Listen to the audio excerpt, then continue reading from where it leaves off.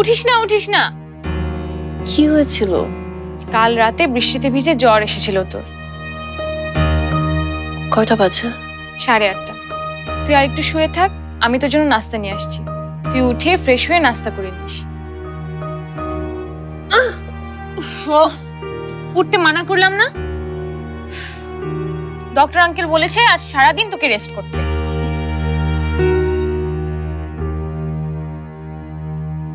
রুমিদের বাড়িতে যেতে হবে, শশীর অফিসে যাওয়ার সময় হয়ে গেছে।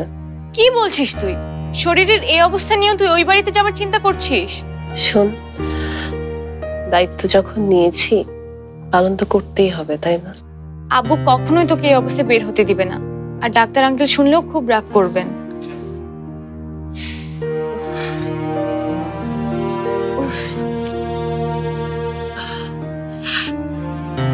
যা বলার আমি আব্বুকে বলবো।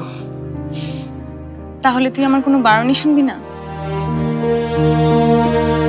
ঠিক আছে, তবে আমিও কিন্তু তোর সাথে যাচ্ছি। আচ্ছা।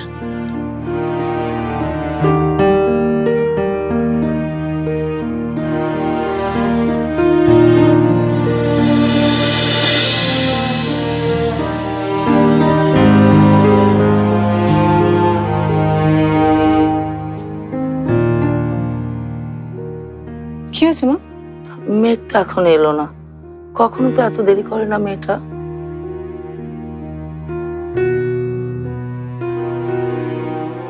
ওর উপর রাগ করে থাকিস না মা।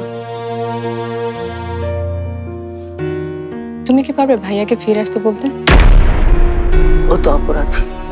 আর ভাইয়াকে যে অপরাধী হতে বাধ্য করেছে তার উপর আমি রাগ করতে পারবো না। মেঘাপুর উপর আমি কোনো রাগ পুষে রাখিনি মা, আমি তো তোমাদেরই মেয়ে। শুধু এটা বলতে পারি না যে ভাইয়ার আজকের এই অবস্থার জন্য উনি দেয়। দাঁড়াও,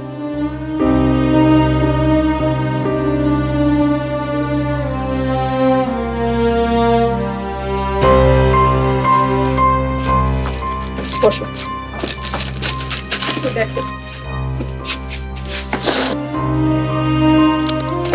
এই যে দেখো, এই শাড়িটা আমি মেঘাপুর জন্য কাল কিনেছি, আর এটা ভাইয়ার জন্য। দুটোর একটাও কে পরবে না। একজন পরবে না শাড়িটা সস্তা বলে, আর আরেকজন